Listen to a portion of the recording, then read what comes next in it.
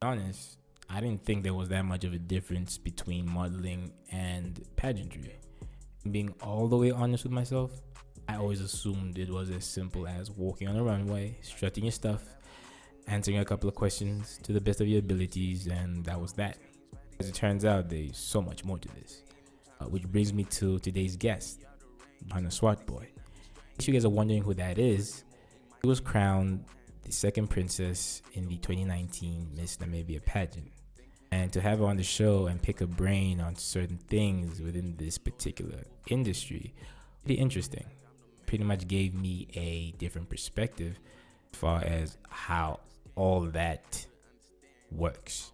And not only that, I got a chance to hear about her beginnings, modeling in high school, to really not feeling all the way confident as far as taking part in the Miss Namibia pageant, to actually being crowned a princess, and just going through the highs and the lows, the ups and downs that she experienced through this entire journey, to her new accessory brand, which you guys will definitely get to hear on today's show.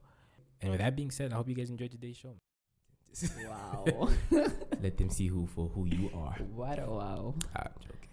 Welcome back, ladies and gentlemen, and this is the State of Mind podcast. And today, I have the lovely Johanna Swartbooi. Sorry, How you doing?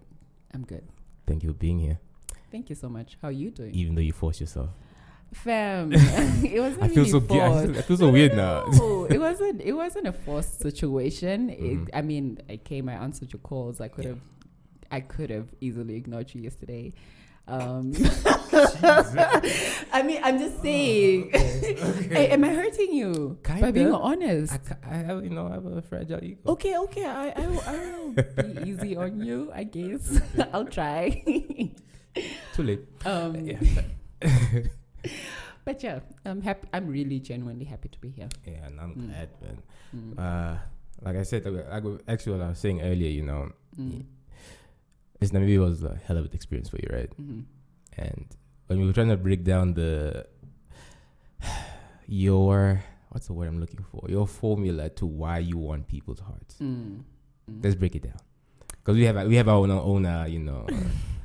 own theories. Do you think your originality kind of like won people over? Definitely, Yeah. I think so. And I also went into the journey with very low expectations, I think. Mm-hmm. So it didn't all get to my head, if that makes sense. I didn't overthink it much. Okay. There was a point where it became very overwhelming because it's very demanding. Being part of a pageant, it's financially demanding, it's emotionally demanding, physically demanding. So it takes a lot from a contestant to be there, to show up. Just to show up. Yeah, literally, just to show up. It's a lot. I felt it was just like, dresses and makeup and walking on the runway. I really wish you could experience it yourself. I'd rather not. Modeling and pageants. Yeah. I think pageants are even worse, to be honest. Because pageants, you're really judged on your being, like your entire character. Okay. Modeling, it's mostly the looks. And it's a job also. Okay. So you show up, you show what you got, and then the client chooses you or they don't. And then you get paid, if you do get the job. That's modeling. Right? That's modeling. Okay. With pageantry, it's like, okay, fine, you do audition, you go through interview processes, but then even through you're scrutinized by like how you think, what your plans are, what you've done thus far. Modeling, you don't go through all of it's literally you look. Does your look fit our brand or not? I've never thought about it that way. With pageants, it's your personality, how you speak, how you sit, how you walk. Literally, your entire being is judged or under scrutiny. So basically, you transition from a pageant contestant or whatever to then a model, basically. The other way around. Oh, it's a model then pageantry. Yeah. I don't know. It sounds so complex now that I think about it. Okay, but one could say the industries are similar in some ways, but I think with modeling, I think you walk in there understanding it's not about me, it's about what the client wants at the time, which is the same actually for pageantry as well. It's really what the organizers, what type of winner they want that year. Yeah. Because you would also observe with some pageants, you would see like their race. I don't know what the right word to use is, but like there would be one year there would be a black girl winning, and then the next year it's a white girl, and then it's a colored girl. Wait. It's not deliberately that way, but like It sounds like it. Yo. it's not deliberately that way. But if you really study it, then it's like, okay, it looks like that's the system you're following. What's the point, really? The point is, it involves a lot of charity work, and it encourages. I think every girl, or there are pageants for guys as well. I think everyone, one point in their lives, should just enter a pageant because it really forces you to dig deep within yourself and be like, who are you? You know, Okay. Patrick, who are you? Because in the interviews they'll be like, yeah, no, really. Actually, answer that question right now. I don't have a straight answer, but I don't know. I think a word that would describe me is just, or rather, down to earth. I don't see the need to be stuck up with people. I feel like I can learn a lot from anybody, which is why I'm doing this. So it's like easy to talk to. In other words. No, definitely. I don't even know you like that, but like you're definitely easy to talk to. You have a way of easing. Really? Like calming. I thought that was hostile sometimes. Nah. Okay, not from my experience thus far. I don't know. That's true. I don't know. That's true. It's our first encounter. I kind of lost my train of thought. Wow. So you mentioning something about... Oh yeah, yes. I think I got it. With pageantry, it's really about they're trying to figure you out as a person and what you stand for, and they do try to involve like a lot of charity work, a lot of community work. So it's about giving back as much as it's about learning about yourself and figuring out what kind of, because it also puts you into like perspective. What is it that I really want to do in life? Like, what type of person do I want to be? How do I want to serve my community? And then you're also challenged with that to actively do something. You are required to actively do charity work or to, just give back to the community. With modeling, it's like you show up for the job and then you're done. Get paid and go. Yeah, you get paid and you go. So that's, I think. Have you always been into modeling, like since before? Yes. Is that something you've always been interested in? Yes. I grew up with around my aunt, Emily. She has been a model. She's a part of the Winter Fashion Week now as well. So it's so fun, like nice. working with her on a professional level, because it's always been a dream. I used to like tear out, because she used to be in the magazines, like when I was in primary school. Oh, wow. Yeah, so I'd like take those magazines to school and be like, this is my aunt, guys. Yeah. Everyone's related. I used to do that. I used to do nice. that a lot. I won't even lie. But then the love, I never really felt confident to get into it until... Why is that? I was a little bit, I guess, chubbier, and it got to me. Really? Not really. I don't even know if I can use the word chubby. I just had more meat on my bones. Okay, girl. More meat on my bones. Okay. So just looking at the models I aspire to be like, and comparing the body types and stuff, I never felt like, I measured up to or was good enough to step into the world just yet. Wow. Yeah, no, literally. So now here's the other question, right? Sorry for cutting you off, but it's like, you look up these models, or let's say these young girls look up the models and stuff like that. And like you said, you're comparing yourself to them based off their body look and their body type. Don't you think it's a bit dangerous, like for young girls? Very much so. It is. And I don't think and feel like that anymore. But like when I was in high school, that was actually the main factor. And also my mom was like, nah, you need to finish school before you really do this.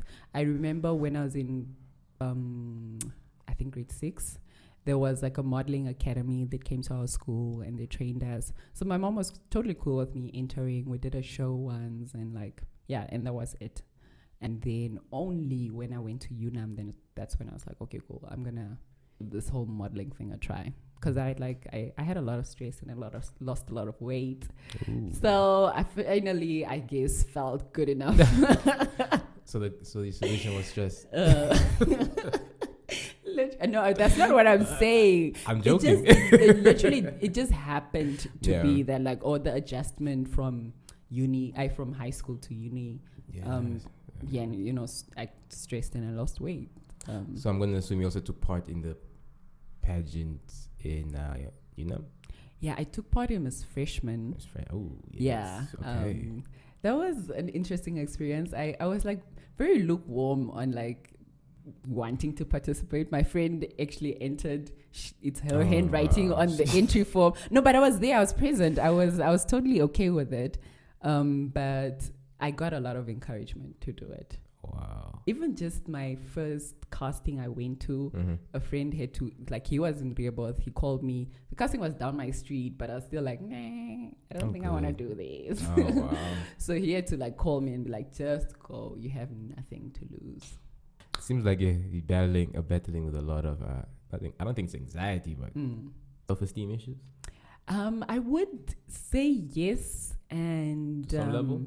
Yeah, to a certain extent. Because the thing is also the reality of the industry I chose to be in is it plays a lot with your self-esteem. It does. And you need to, for you to really perform and do a great job, you need to have a big ego. You do. Oh wow. Yeah, you do.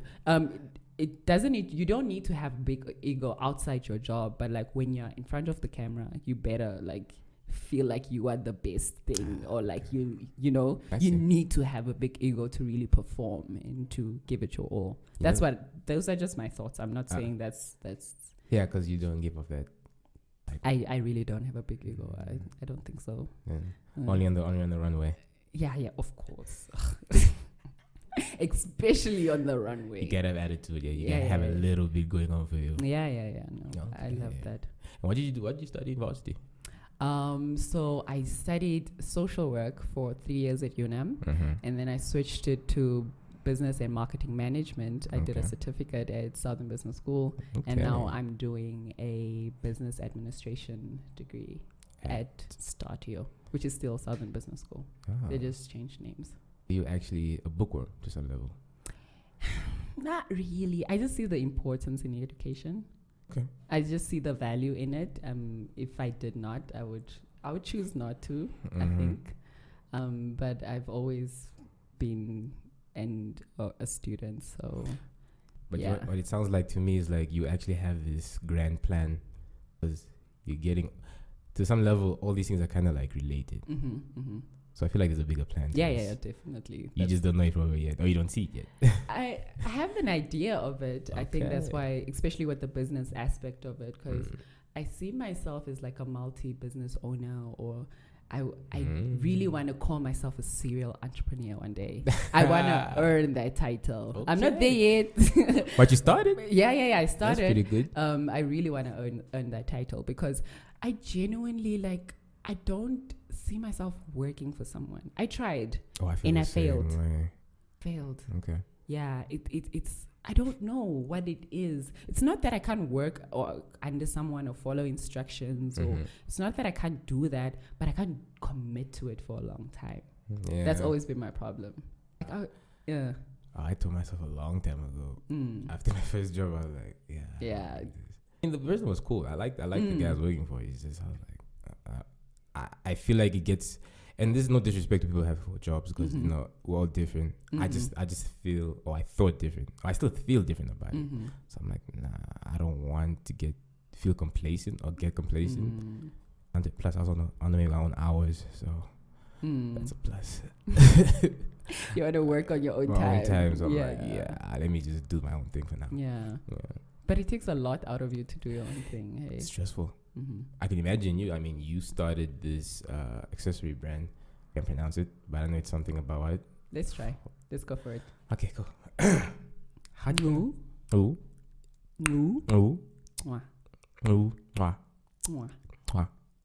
Close enough. I mean, it's close. I'll give you a C+ on it. Hey, man, that's a pass. I don't mind. Pass. I mean, if you say it, I will. You'll be able get to, I'll be like, okay, are you trying to say this? So bad trying to speak other people's languages sometimes. Yeah. But I want to learn. But yeah, how did that come about? Because I think from what I read, you use recycled items, jewelry items, and create new stuff. How did that come about? That's how it started. When I was working at Kramer's. So you used to work at Kramer's? Yeah, yes, you work at Kramer's. Huh. Yeah. Did I see you before? Most probably. I think small world. Yeah, it's been took. It's been took. Okay. But when I started there, I started just making my own earrings, and I started wearing them to work. And the recycled thing started because, I was working as a waitress, so I would just take the bottle caps off the tins. It became a thing. Then I just like throw it into my apron when I'm on shift, and people started like liking what I was wearing, and they're actually my first few customers bought the earrings off my ears. Because I would always be like, yeah, I'll also make for you, but then I just don't. And they got fed up. Just like, just give it. just give me the ones you're wearing. Okay. That's really how it started. But just the love or the passion of working with my hands that really came from my granny, because she used to give life skills, which was more beadwork and even with leather or sewing and that type of thing. So when I'd go on holiday, then she'll be doing all these workshops. So I would always be going with her to all these workshops. So I really learned the skill itself from her, just growing up around her. And then when I was at Kramer's, I was very at that time period, I was in a very hustler mode. I still am, but like there it was like, I'm going to make money from anything and everything I can, So when people were like, okay with buying earrings from my ear, I was like, okay, cool. Why don't we turn this into something? Yeah. And I've always, at some point in my life, sold something also. I never just really gave it a name. Like I used to sell popcorn in, I think, Sweets at Unam on like... Oh, you were that girl. I was. I owned it. I owned it. I was like, oh. So with the earrings thing, so I was like, okay, cool. You've always been an entrepreneur, but like you've never really committed to a specific item or product, and none of them really carried meaning. It was kind of just like I needed money at the time, and that was the easier way to make it. So I was like, okay, cool. Let's create something that has a meaning. And I was very adamant about giving it an ethnic name. That was like one of my things. I'm like, I have to give it a name in my language. Because then I know it will carry the meaning deeply, like it's its identity in its essence. And also that's where the skill originated from. So why not?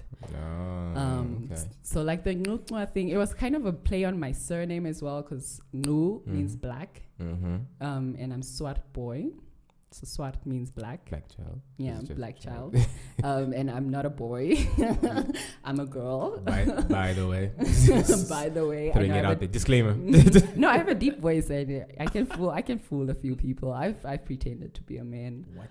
On you actually believe it? Yeah. I mean, my voice is this deep. Oh my God. Like, why not? Remind me not to call you again. So yeah, that's pretty much how it started. So in dealing with earrings specifically, or just all kinds of variety of accessories? I have body accessories like chains, waist, that's actually coming out soon. Coupled up with a bikini line. Oh, summertime. Summertime, Show them what you got, ladies. Yeah. We do neck pieces and all of that, but it's predominantly been earrings for the most part. Yeah. So you only cater to the female target, female audience? No, not necessarily. Mostly yes, but like we do have more unisex accessories as well. Bikinis for men? No. No, I said mostly. I'm joking. I'm just curious though. We can do like Speedos or something. Damn, when was the last time I saw or even wore Speedo? Yeah, I'm not gonna do that to myself. Why not? Nah. Namibian men are so conservative. I know that's a huge generalization. But you're right. To some level. Mm-hmm. Nah, we like our privacy. Oh, you know what? I'm gonna speak for myself. Mm-hmm. I like my privacy. I can't speak for these men, man. I can't speak for everybody. I can't. Oh, okay. I get it. Okay. That's fine. Yeah. Mm-hmm. So you basically you're done with UNAM, Mm-hmm. and the pageant. When did the pageant like become a reality for you? Like when did that become like a move, the next move for you? Like when did that happen? When did that start like becoming? So UNAM, I left UNAM on a very interesting. Got expelled. No. Oh. And it was because I was doing social work and it became so mentally draining for me. Mm-hmm. And I just couldn't be present. And I'm genuinely that person that like I completely shut down when I feel like I'm done with something. Like I won't take calls. I will be in my room. Just go like to back. Isolation. I become that person. Mm-hmm. And then during my third year, we had like clients, we were working with communities. And then I started feeling that. And it was very overwhelming to a point where I couldn't really control that. So I was like, instead of me, continuing this course and being an escapist, let me take a break from it. Mm-hmm. Because right now, it's not only about me. I have actual clients with actual problems that I have to help solve. So I felt like for the good of the course, because now we are out in the field as student social workers. Okay. So if I'm slacking or I'm acting up, it's the entire reputation of the course. And it was mentally, emotionally draining. I just couldn't. So I was like, okay, let me take a pause on this. But my department didn't really understand that I needed a break. So they didn't want to let me go. So I kind of just like said, deuces, guys. I just left. I really just left. Just walked away. Yeah, because I tried to do like all the official paperwork, but there were just too many roadblocks. And I was like, guys, I already told you I'm tired. And I physically, emotionally, I cannot anymore. So now you're even making it more difficult for me. That's actually good that you did that. Yeah, I'm not gonna lie to you. It would have ended very badly, I think. But yeah, so that happened. So that was like mid-year, I think beginning second semester. So that's when like a month later I started working at Kramer's. So now it's like, it was also difficult telling my mom and going through that whole process. And I didn't really have a plan. My plan wasn't to leave school for good. I really just wanted to put it on pause and come back the next year. Yeah. But then officially they didn't allow me to do that. So I kind of just left. So it was a bit difficult coming back the next year. They looked at you crazy. Yeah. But what the hell does she want now? I didn't even try. Let me not even lie. I didn't try going back the next year. Okay. My life kind of changed. It went a different direction. So within those like last few months of the year, started working at Kramer's. Gave this whole accessory thing a name. No, I don't think I gave it a name then, but like started selling already. And the following year, I think, a pageant trainer, Sarah Heights, just DM'd me. No, actually the year before, Sarah was already like in my DMs, just commenting on things, just like, kind of easing me into like friendship, I guess. Oh. And then the one day just asked if we could meet up, wanted to chat. I was like, okay, cool. I mean, I work at Kramer's, we can come, we can talk. Yeah. And Sarah was like, no, why don't you enter Miss Namibia? And I was like, okay. I really... You weren't convinced, were you? I wasn't, but it's also something I have entered before. I think twice. I entered twice before. Really? The first time I entered, when they were calling for interviews, because usually you would like drop your application at the newspaper, Namibia newspaper, and then they call you for interview or whatever. But I didn't have a phone at the time, so I never got the call. But my cousin that was taking part that year, like... Yeah, there's a reason for everything. There's a reason. I didn't have a phone. Oh my God, you're applying for Life happens, though. You probably would have competed a long time ago. Yeah, I would have. Just didn't have a phone. Yeah, I just didn't have a phone at the time. Okay. Not your fault. Then. Yeah, not my fault. Apparently. But how I found out about it, my cousin that took part that year, she tells me like weeks after, like, oh yeah, they were calling your name at the interviews and you didn't pitch.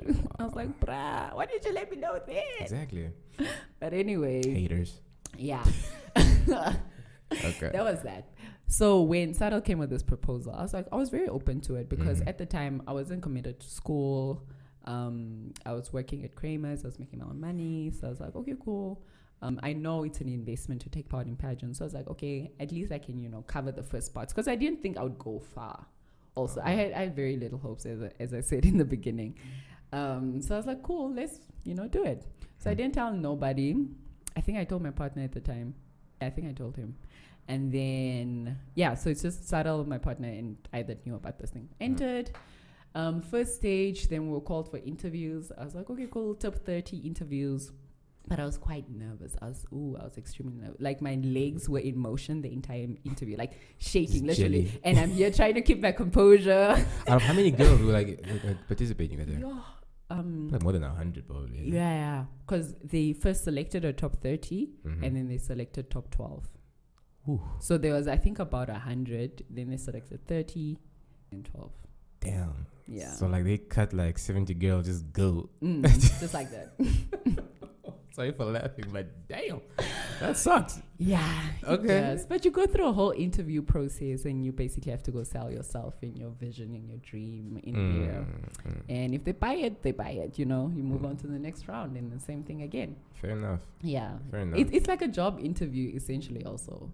Yeah, it sounds exactly like a job interview. Yeah, it is actually. Yeah. So that's kind of how it started. I had time on my hand.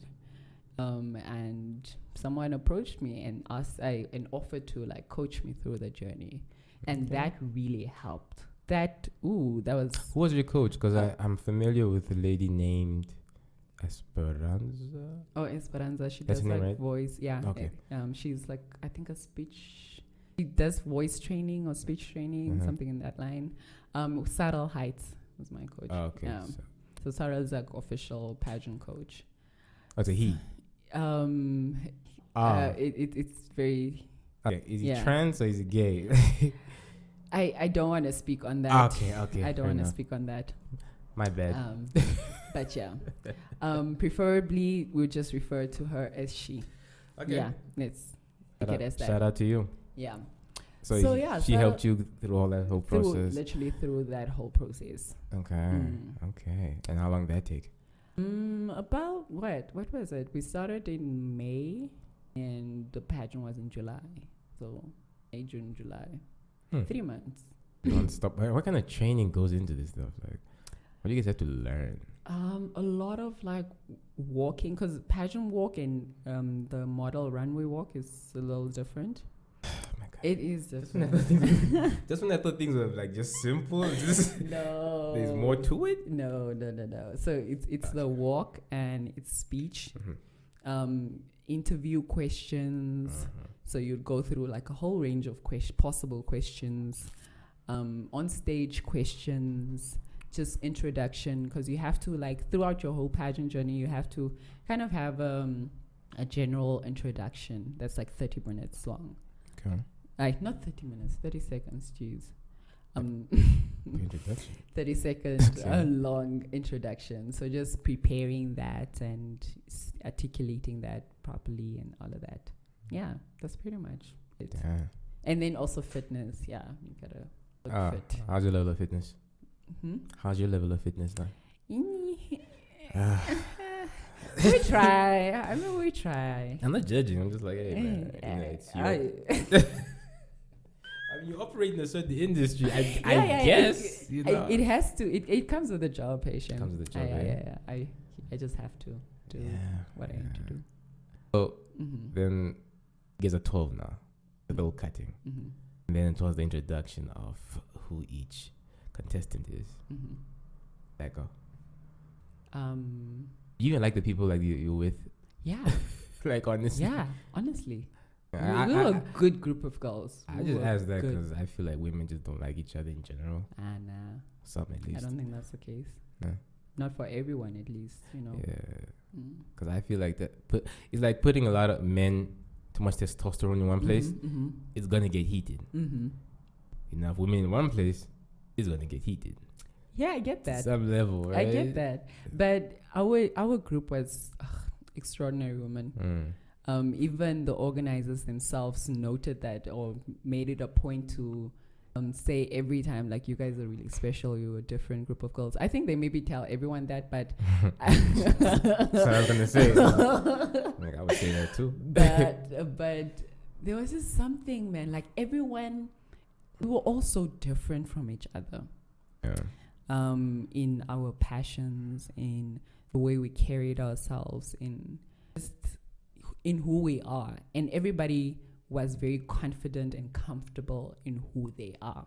Never really felt intimidated by the next girl. I think that's where the tension comes in.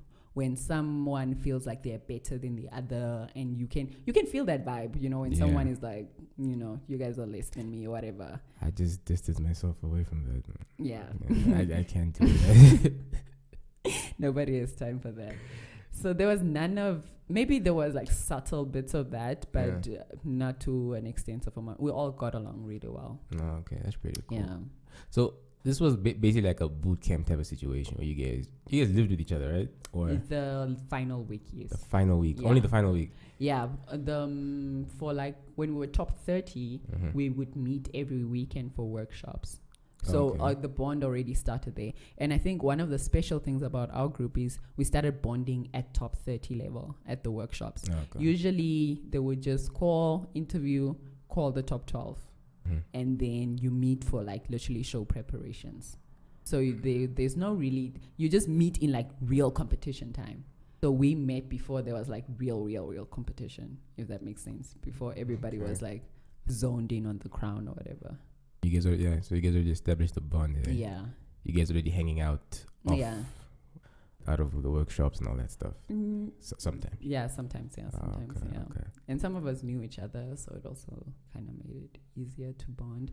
Like the first runner-up, Julita Kito, we actually had the same trainer, Sarel trained us both. So we bonded over like the whole journey because we met at training sessions and then would meet again for official meetings and stuff. And that was really nice. Like having someone, although we are in a competition together, but training together, that was really, really good. It felt like a sisterhood, and that's one of the biggest things about pageantry, just that sisterhood and that sense of supporting each other. Although you're essentially, I guess, competing for the same title, you're still building community, and you're still learning a lot from all the other girls. And I think it's important to like just be a student throughout the journey. Yeah. Hope you guys actually continue doing that whole sisterhood thing. Because Lord knows country needs it. Yeah, we need strong women to help other strong women to some level. I don't know if I'm correct, but yeah. Yeah, no, you're right. Pretty cool. You're right. So tell me, this whole modeling thing. So you go through these outfit changes and all that, but one thing that seems to be like the pinnacle is the Q&A. Tell me how crucial is that? Because it seems like that's the deciding factor in all these pageants from what I've seen lately. When you say Q&A, it's that like final question. Yeah, the final questioning and stuff. Like it seems like that's like the not. You couldn't be more wrong. Really? You really couldn't be more wrong. If you like go back and watch a lot of pageants, most of the title. Which I won't do. But yeah, sure. Like a lot of the title holders, the girl that actually wins doesn't really answer the question, or it's not really the strongest answer you heard that evening. The deciding point is that final interview. It's not even the on-stage presence. It's really not what the public sees, which is the unfortunate part, I think, for the public. Because we are judged from already top 30. Fine. I think they said they start like a clean slate when we're top 12 again or whatever, but they're obviously still judging you. So from like top 12, we did like a lot of challenges in our year. So I won like top model award, and I also won the Body Strong award. So those two awards added points. So you collect points along the journey, and then you have the interview that gets you into the top 12, and then you have an interview that gets you into the top 5. Yeah. But at that interview, that final interview, I think that's where they decide who their winner is. And then the final night is kind of just like confirmation. Okay, can she? That's what I think I've experienced throughout the journey. Yeah, that's what I saw. Huh. So it's really not that final question. I feel it's the final question that really determines, like, because I've heard some really ridiculous answers. You know what I'm talking about. It's a lot of pressure. And I'm just thinking to myself, could this be the deciding factor? Because I mean, you have the evening gowns and all these outfits, like I said. I'm like, yeah, you guys all make the thing look good at the end of the day, but it's like, I feel like that's the one thing. Like, now clearly I'm wrong. It can't be. So how do you judge a person on one question, mind you, under so much pressure? That's the thing. You practice for this, to be under pressure and to hopefully have a valid answer. I hope so. Because what you're trying to tell me is, literally, if your first impression sucked, there's no way you're gonna win. Not necessarily. You can always redeem yourself. I mean, I feel like my first impression was all over the place. I was really just all over the place during my journey, or from my perspective at least. But it does count. Let me say it does count to probably like 10 or 20% of your final point, but it's not the determining factor. Okay. It's not. It's really not. Your final interview is, because that's where you really sell yourself, or sell your vision or your dream, and that's where the judges get to know you. The final night, I feel like it's just like a showcase, a performance for everyone that supported the journey. I think it's really just like that, performing, creating a show. I think it's just that. Wow. But it's also really important to see how your title holder handles a question under pressure like that. I think that's also an important aspect of whole pageant thing. Do you remember the question they asked you? Yeah, not exactly. Okay. But it was about, like, I think how the government should regulate tourists and how it affects the fauna and flora of the country, something in those lines. Ooh. Yeah. That must have been tough. Yeah, I remember that moment like it was yesterday. As was it Uka Chops? He was reading the question, because so what happens, not always, but like our year, we have someone that like trains us the entire week for like the final night. So that morning when we meet for the last time, she gives us like a list of 20 questions. Potential questions. 20, I think it was 20 or 10. I can't really recall. Then one of the questions is what we were asked. Because they also don't want us to embarrass ourselves. It makes sense. Yeah, it's a live television show, guys. Thousands of people are watching. Yeah. Just, they don't want to be embarrassed. They don't want us to embarrass ourselves. Yeah, I'm starting to understand the concept of pressure now. Shit. Like, you fuck up, it's for life. Yay. Yeah. It's a lot. It's a lot. It's a lot. That sucks. Okay, continue. Yeah, so we got that. And then she was like, please go research, try and formulate your answers. But you don't really have much time to do that anyway, because you get it that day, probably like 10 a.m. And then after that, maybe you still have final media interviews to do. Then it's hair, makeup, then it's rehearsals. You even do like a full dress rehearsal. And then the show starts. So between that time, you need to find time to now research, Google, call someone, whatever, just to try and because you don't also know which question. And that our year was the first year they asked us all the same question in Namibia specifically. So we had to like go backstage, and then only the person that was answering was on stage, I think. But yeah, so for me, I didn't do the research. There was was there a question even? I think the first question, okay, I should probably, do some research or think of how I should tackle this question. But then I'm also someone that when I over prepare, I freeze. I need to be comfortable. Like when I speak, like right now, I'm comfortable, I'm chilling, I'm just me, I see. So if I have to prep and rehearse an answer, then I need to remember exactly what I wrote or said to myself earlier. Otherwise, freeze up. yeah.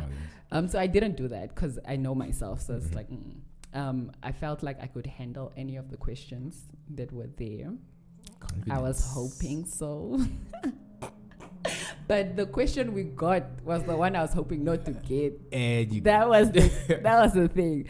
So it was just funny. I was literally laughing at myself because as soon as Chops read the first line, I knew what the question was. I was like, yo, wow, guys. Wait, how's tourism going to affect flora and fauna in Namibia? Yeah. And like, Whew. yeah. Okay, my answer is going to be like very generic. Mm-hmm. Well, go for it. let me give you like a analogy. Mm-hmm. Too much of a good thing can be bad. Mm-hmm. So having a lot of tourists Mm-hmm. to some level will increase the carbon footprint. Mm-hmm. And that will inevitably fuck up the... Yeah, something like that. I mean, you guys are not allowed to curse. No, of course not. A pageant queen? No. Yeah, they gotta We see don't do that. They have to see in your true element. No, we don't do that. We don't curse. No, now you shouldn't. Never. It's not appealing. Apparently. Yeah, Deshin. Yeah, so... But tell me the feeling, that feeling of being crowned a princess. Mm-hmm. Is that everything like you kind of imagined or pictured? Yes. Yeah. Yeah. Because before the show started, I prayed. You did? Yeah, I did. Oh. And it was a very genuine prayer. Like, you know, a lot of What, times... most of them aren't? No, they are, but like... Say, man. They are, but like, I don't know if it only happens to me, but there are sometimes when I'll be praying and then thoughts come into my head or like they drift. That type of thing happens. But I was very present with that prayer and it was short. It was quite short and sweet. Mm-hmm. And my prayer was that I enjoy, firstly, have fun, enjoy myself, be comfortable on stage, get what I deserve and what I'm ready for at that point in time.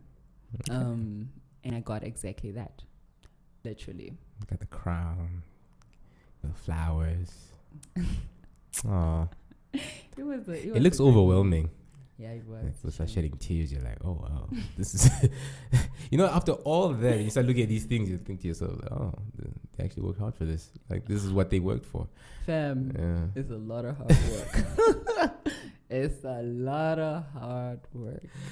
I remember I used to see someone who was into these pageants as well, and she told me to come get her.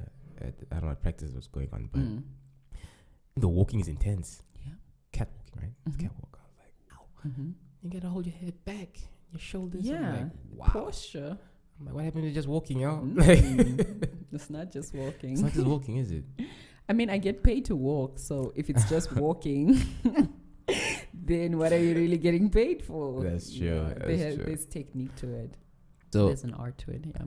After this competition, you're pretty much like a brand ambassador for Namibia, or to some level. To some level, yeah. How long do these this campaign? Yeah, how long does it like last for? Because obviously you have the winner first, second. Was your third princess? No, just second.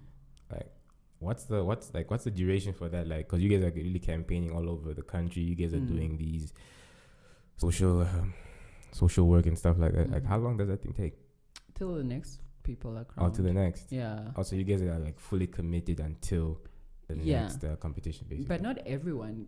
The title holder. The title holder. Yeah. And what about you guys? What about you? I mean, they try to include us. They were very inclusive in our year. Actually, even this year, because we have the first runner-up representing Namibia at Miss World, and then the winner, Miss Namibia, is going to Miss Universe. Who? Disrespect, but who won this year? Or is it this year? Yeah, this year. Who won this year? Chelsea Shikongo. Right. Yes, Sorry. Yes. It's not your world. It's not your world. Yeah. Congrats to her. Yeah. That's so fucking late.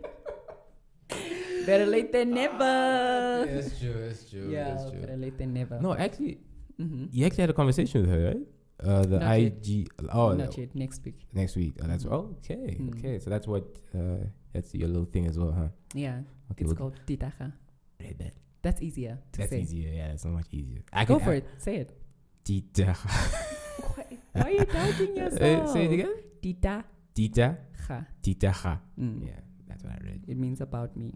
Of course it is. Not about me. I know. I'm joking. About me, but Okay. Yeah. So they're inclusive now all of a sudden, or they were inclusive. So after we were crowned, we went to the north, like to Opuo. We did some community work there. But then shortly after that, I think like a week later, I left to Cape Town. Why is that? Because, actually, when 2019 started, my goal, my dream for the year was to go to Cape Town, do modeling, and live my best life. And then Miss Namibia came along the way. Okay. Kinda, That's why I started working at Kramer so I can save up money to go. Okay. But then I spent my money on Miss Namibia. So I thought you guys got like cash prizes. Or we did. Oh, we okay. did. I'm getting to the best part of this story. Okay. So that was my initial goal. Got sidetracked a bit, but the amazing part was during the last week of the pageant, like maybe the Thursday, I got a DM from my current agency. The director, he kind of just DM'd me. I was like, "Hi, I have this agency. We would like to work with you." And I was like, "Okay." I mean, this universe, hello, come through. But I was very skeptical initially about it because it was like a middle-aged white man that DM'd me. I was like, guys. Oh, yeah, one of those. It initially it presented itself like that, but it was really not that. It was genuine. It was very genuine. Okay. So yeah, that happened. So I just told him, if I win the crown, we can't do it. But if I don't, by all means, let's do the most. So after the week after, I contacted him. Actually, Chelsea is a really good friend of mine, and she's been an international model. So when I got that DM, I contacted her. I was like, okay, listen, I actually want to do this, but like, what do I need to know? What do I need to look out for? What do I need to ask this man? Because I was like, I needed to do a video call with him specifically, just to see the aura, see his face, I just really needed to do that. I just needed to see his face and speak to him and all of that. So I asked her, like, what do I need to ask him? She gave me a whole list of questions, and we did the video call. As we were talking, he was just kind of like answering the questions. I was like, okay, cool. So and he has yeah, it was a legit thing. It was not like a scam or anything. Okay. Yeah, at the end of the call, he was like, no, my office will send you the paperwork to do the visa, and then you can come. So like 2 months later, I think, my visa was ready and I left to Cape Town. And I had cash prize from Miss Namibia to start my life there. Look at you. Yeah. It's so balling. it all just like, it aligned. How long in SA for? I was there for 6 months until like COVID did its thing.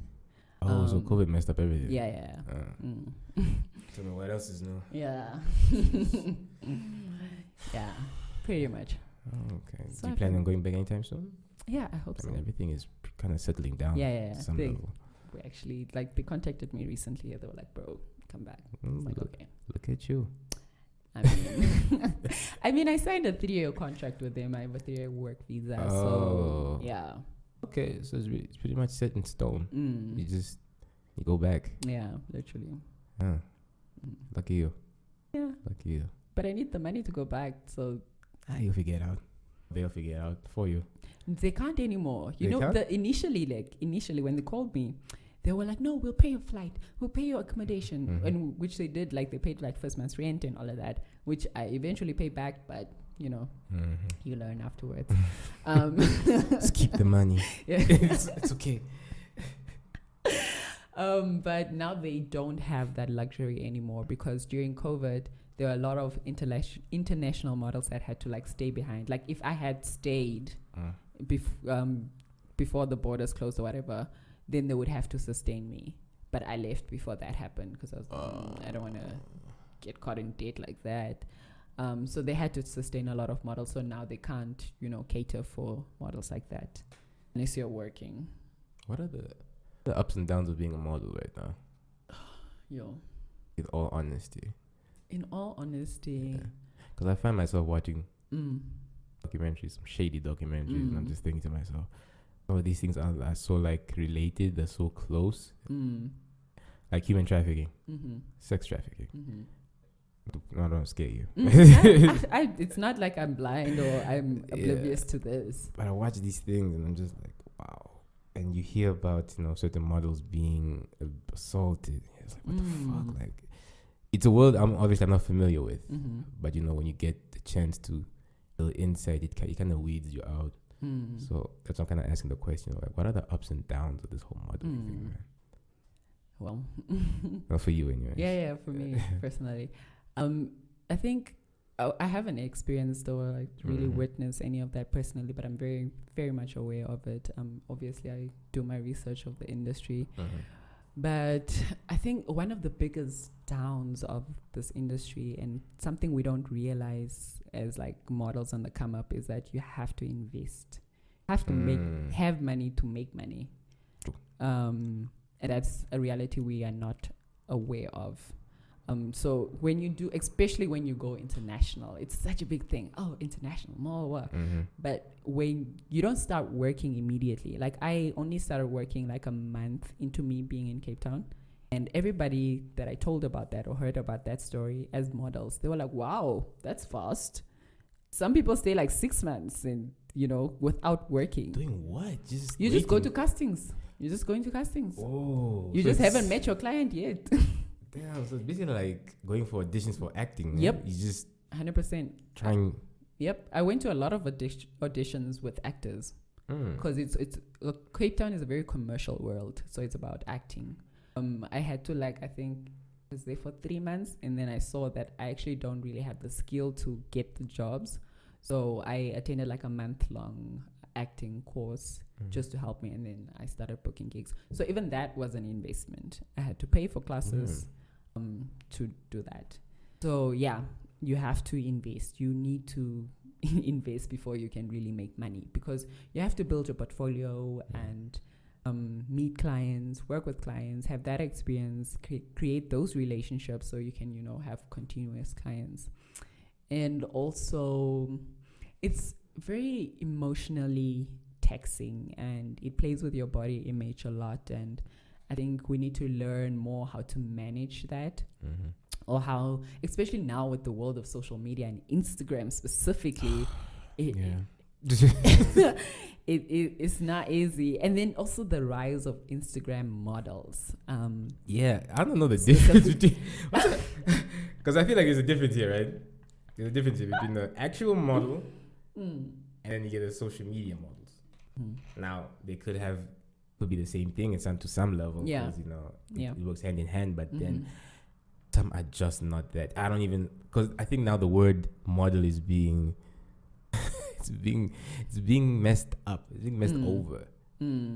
Why do you feel like that? How do I feel like that? Because it seems like anybody can take a picture of your body and call yourself a model, and that's it. And like what you just described, it's a whole different world. It's not about showing your feet on a fucking beach and model lifestyle or IG model. Like, come on, clearly there's more to it. Yeah, there is more to it. It just, I guess, depends on the approach. And the thing also about modeling is anyone, even you, can be a model. Thank you. Yeah, anyone can be a model. No, genuinely, because they're different things.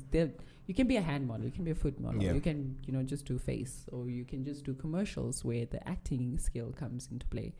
So it's really about which part of the industry.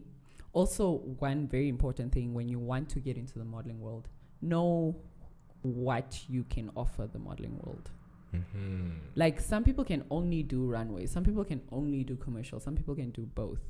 And if it's commercial, what type of commercials can you do? Like, so you can build the skill. Like I had to go there and see that, okay, I'm not really performing at my commercial castings and I'm not booking the job. So there's a skill I don't have that I need to acquire. So after I acquired that skill, then I was like, okay, cool, I was booking the jobs. So you really need to be very present with yourself throughout your whole journey and figure out what direction you want to go firstly also, and what you can offer. And never take anything personally, because it's not about you. It's not? It's not. It's really not. It may seem like it is, but it's really not. It's about what the client wants at that time. It's really just that. I mean, there's that, and just not tolerating disrespect as well, right? Oh yes. Know your worth, boo. Know your worth, boo. And also your agent. I think it's really important to have an agent. It's difficult in Namibia. I don't have an agent in Namibia because the industry is so small, and I think it's necessary. Honestly, I think it's necessary to have an agent because they will get you gigs. They will do the negotiations. Because I don't know if you had an interview with Apes earlier this week, Abraham Peters. I think I came across that. Oh, I saw the poster thing. Yeah, the poster. So one thing. Is agent or? No. He's actor, but he's also he works a lot of behind the scenes work. He's a executive producer on a lot of shows. He's really well versed, well experienced. He's like 26, but he has like 10 years experience in the entertainment and broadcasting industry. So he's a lot of insight to offer. Just about the industry, but it's such a shame. I actually forgot what I wanted to say in relation to him. I literally just went blank. Don't worry about it. Here we are now. But watch the IG live. Okay, it's on your. It's on my page. It's on check it out. Swartbooi.Johanna Instagram page. I got it. I was low-key stalking. I mean, you have to. No, chick, yo. Because you were interviewing me. Hello. It's part of research. I'm not even. Nah, good save. But that's where it came from. That's where my reaction came from. That's true. Come on. Come on. I thought I had the ego. Wow. I don't have the ego. Off runway. Yeah, sure. So oh jeez. We spoke about this earlier before this one started. We're just talking about now the shadiness behind the. Can you actually talk about the shadiness of the Namibian pageant, especially when it was exposed by Selma? What's her last name? Amanya. Because she really she went put everything out in the air. I was like, damn, this is good news. Good news. That's what you call it. No, but I mean, it's because just how it's basically extorted to some degree, man. Because now here she is. She's apparently the winner, and yet the organization which accumulated all these funds and from sponsors and probably their own capital they had. Expect this girl to represent them in every way possible, yet they're not supporting her financially. They're giving her a car, but she has to pay for that. And it's like I always assumed, when whoever wins a car, competition wise, that company will usually be responsible for pedal duties for the rest of the year. I always assumed that. In which Namibia? This odd country we live in. No, shit. But yeah, she really just went in. How do I even bring my point? What's that all about? Firstly, the pageant industry, as big as it may seem in this country, is not widely supported. But it's not a reason to screw people over, though. No. That's not where I'm getting at. Oh. Just saying. But as I said, I was not a Miss Namibia prior, so I did not have the experience that she had. I was very I was there, but I was not there. I was the second runner-up, not even first. So I didn't really have much responsibility or duty or attachment to the brand. And like I said, I left 2 months after I got the title. And when I came back, it was COVID. So it's kind of we never really worked together that deep for me to experience all of the things that she did. Yeah. So I'm not in a position to be yes, that's the truth, or no, that was all foul. But I can see where she's coming from also, I can see where she's coming from because of just the general setup of the industry, and especially when there's a huge lack of sponsors. And especially this year, actually, shame. this year, they were still asking for sponsors till like the day before. There were still ads running on NBC asking for sponsors. And the current, like Chelsea has to, still has to raise money to go to Miss Universe. Oh my God. So there's nothing, as you know, honestly, as a title holder, what you get is the reputation, the title, and the platform. Yeah. Because now you have access to different people. Because now you can be like, oh, I'm Miss Namibia. You know. Actually, really works, eh? Yeah, it works. I mean, I leveraged a lot of it as just the second runner-up. It comes with that. So you have to invest a lot of yourself. You have to be strong, guys. If you want to do pageants, just be strong. Have a thick skin, because it's not an easy industry to get into. It's not a money-making business. It's not gonna, like I said, big difference between modeling and pageantry is pageantry, you invest money. You put in the money. Modeling, yes, you still invest, but eventually you do get your return on your money. You start, you get paid. You still get paid for every job, if you're a working model. Not in Namibia. Really? I didn't get paid for every job I did, especially when I was in the beginning of the whole thing. It sucks. It sucks, shame. But like even in Cape Town, I did like a few free shoots and stuff, and that's all a part of building your portfolio. You need those images, you need those magazines spread, because like magazines, as wow as it is, they are one of the least paying jobs. Even runway, one of the least paying jobs. What you get paid for is when you're on a TV ad or when you're on a billboard. Because you get paid every month, basically. Just not in Namibia, but like internationally. When you're on a TV ad, as long as you appear on that ad, you are getting money every month. What you're saying doesn't necessarily sound foreign to me. A lot of people complain about that. It's like, why is everyone trying to take a shortcut? Everyone's trying to screw someone over. I don't get it. It's frustrating.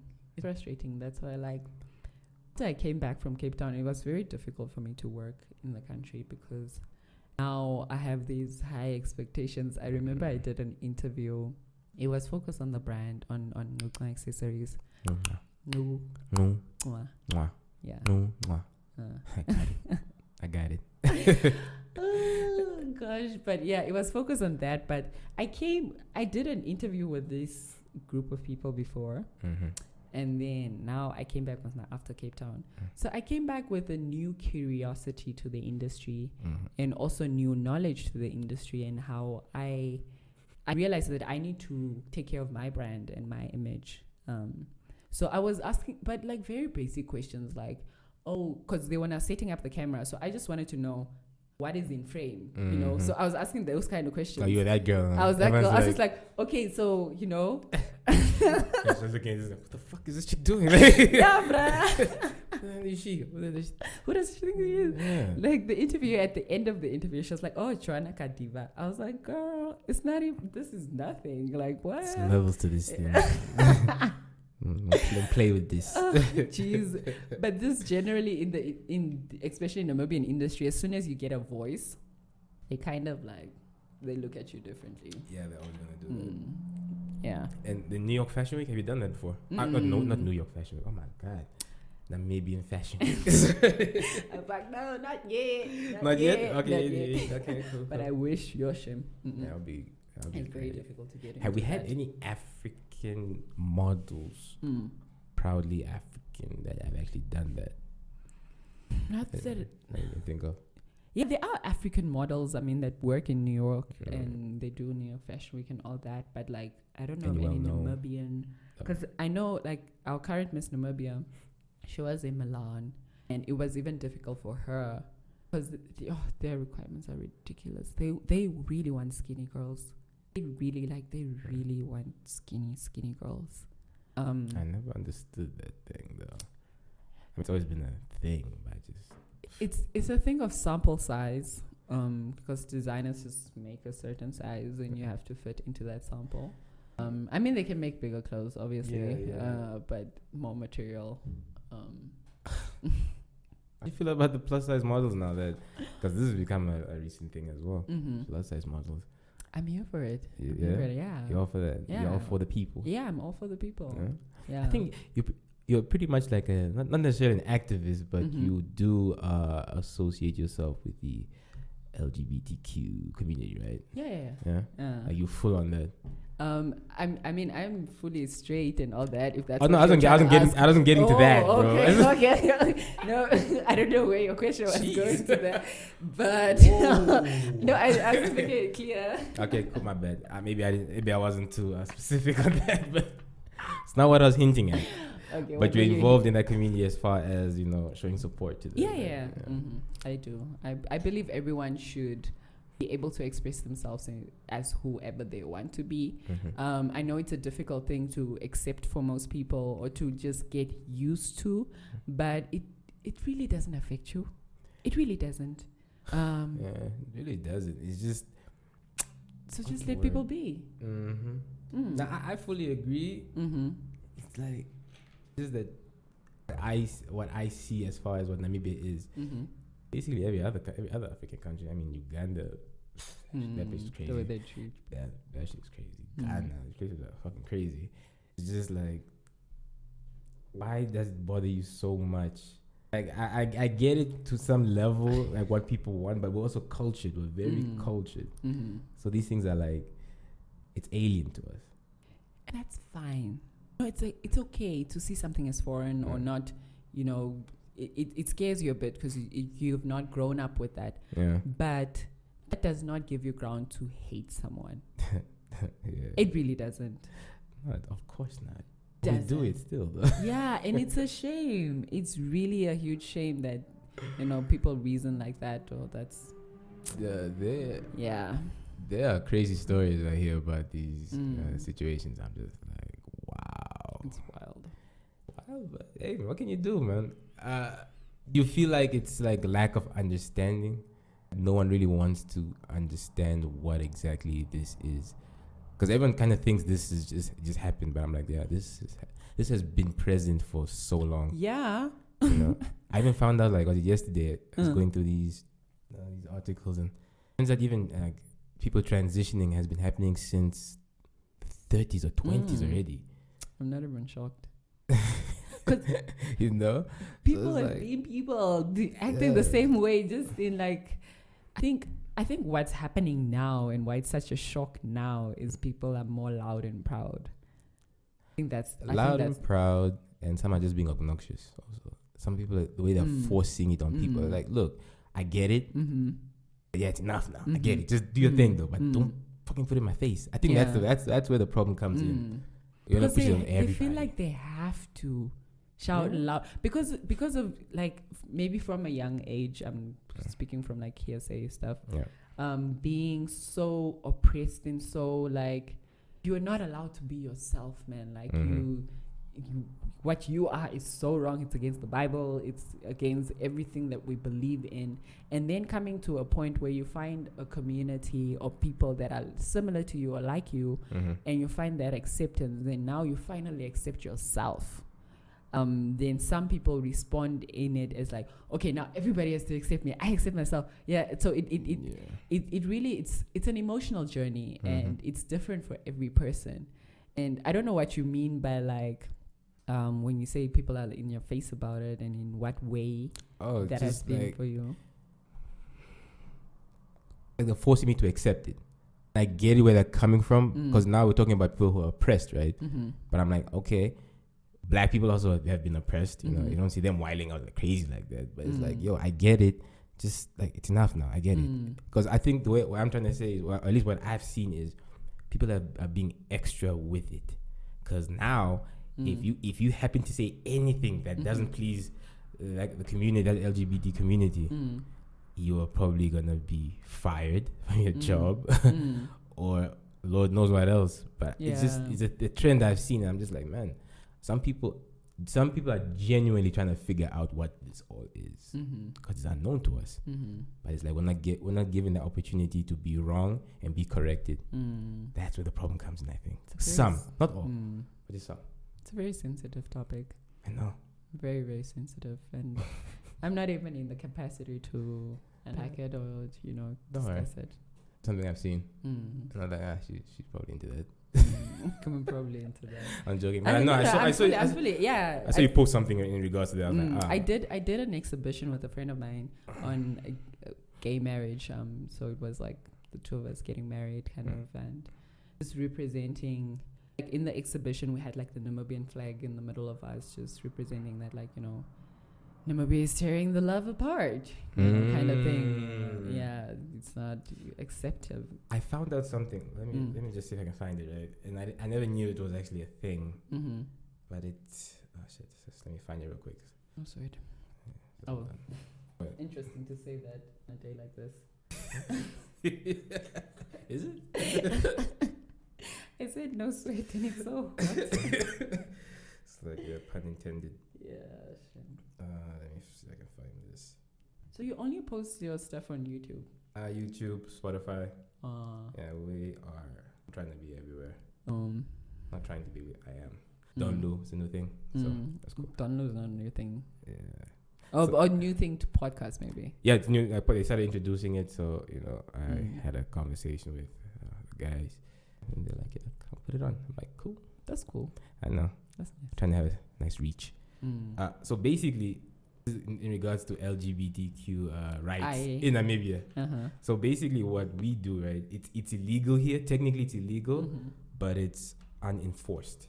You get that? Like, we don't necessarily illegal, but we don't necessarily. It's unenforced in the sense that we're not like really did as far as like. The one that raised the gay couple. Yeah. Clearly, it's becoming a problem with the whole the two guys. Paul and what are the names? Remember Paul and I forgot the other one's name, but yeah, with the twins. Yeah, the twins, and that shit is like, yo. I don't know. I see from both angles. I see what they're all trying to say, but it's like, my parents first, man. They're gonna be parents first. They're gonna try and raise the kid the way you know a kid's supposed to be raised. I think the fear, like I said, we're just cultured, man. So we don't. But some sense, I don't know if cultured is the right word to use. We're backwards. Yeah, maybe backwards. I mean, this is the 21st century. Yeah, get man. with the times, guys. You don't need to actively support it. You don't need to fly the rainbow flag up high, but at least respect. Yeah, no, unreal. Just give respect to people as they are.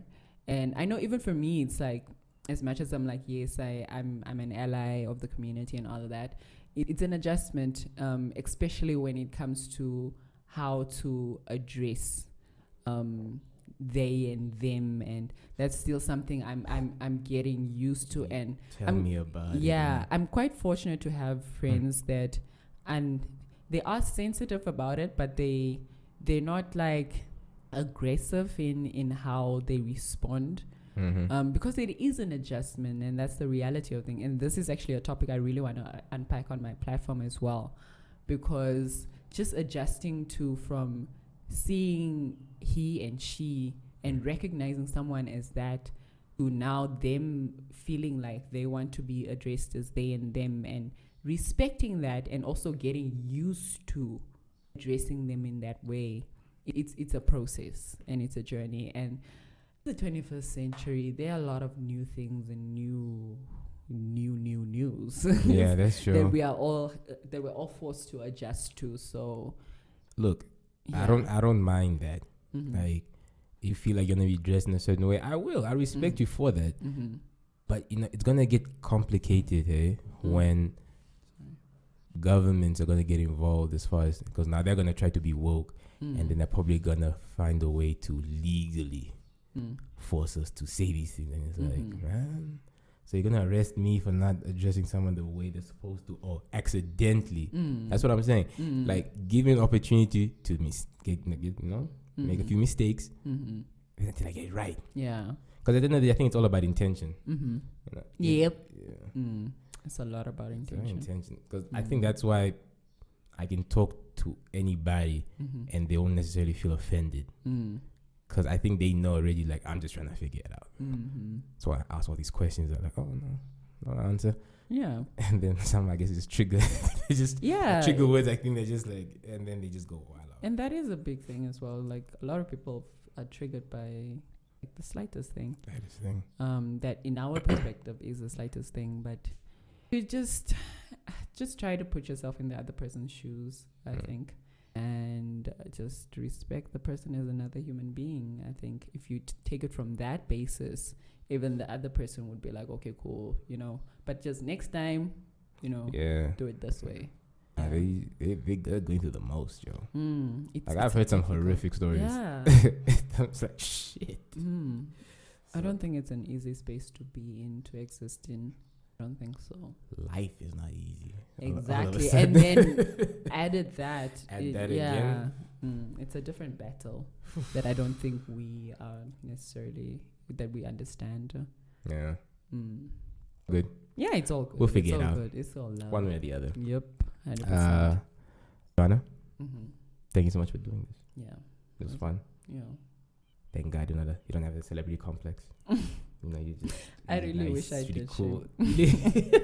Sometimes I really want to for vibes, but I can't. Yeah, no, you're definitely one of a kind. I appreciate it so much. Maybe you have any last words for the listeners? Sure, I said so much. Said so much. Yeah, there's always more to say. Yeah, that's it. I really don't know what else to say. Okay, tell them where they can find you as far as your handles, your accessories, where they can find that. You know, what are the plans for? You know, damn, what's the word again? There we go. Yeah. And tell me what are the plans for that, man. Share your handles rather. First and foremost. Yeah. I am Johanna Swartbooi. This is a nice really outro.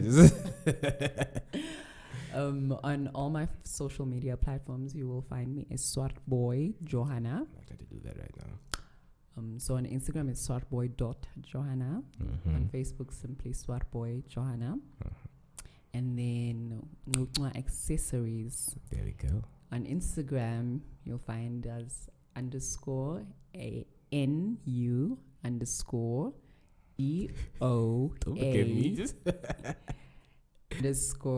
accessories. Nice.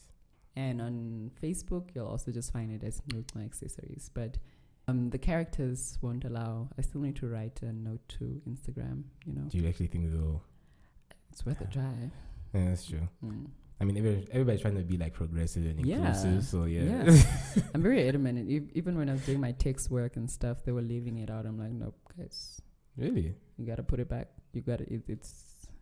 It's our language. It's a native Namibian language, so it's very important. Probably like that it's written the way it's supposed to be written. Yeah, so that's that. With Nutma Accessories, you can simply just DM us for an order. We have a whole range of accessories available on our Instagram page.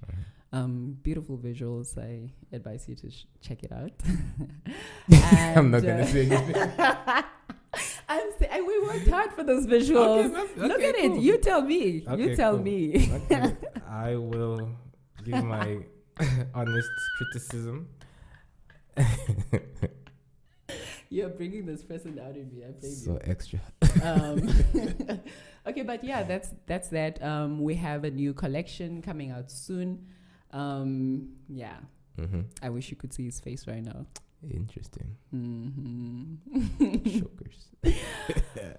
So yeah, that's about it, man. Just follow our Instagram page. We'll be launching a new collection soon.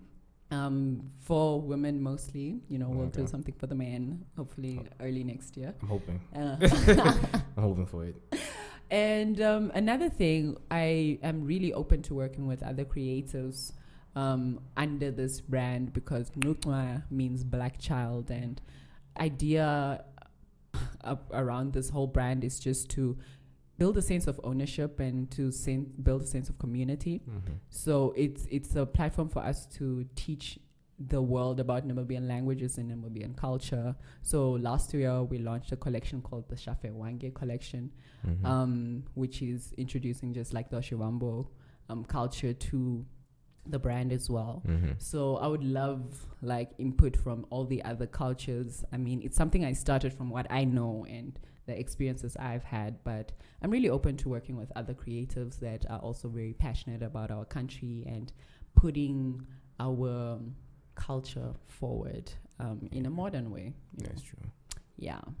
So that's about it. Yeah. This was an interesting conversation. I actually want to listen to it and just hear all the things that I said, because like I said a lot. You're good. You're on point.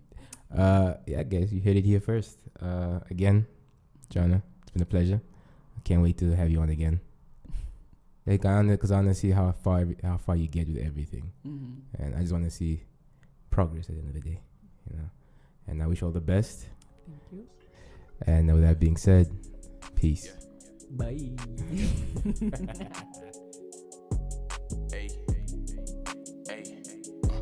Type of lifestyle that we living over here is not the same. People say they never gon' change, but they change. Times I move fast, there ain't no time to switch a lane. Keep me out of range, they say nothing strange.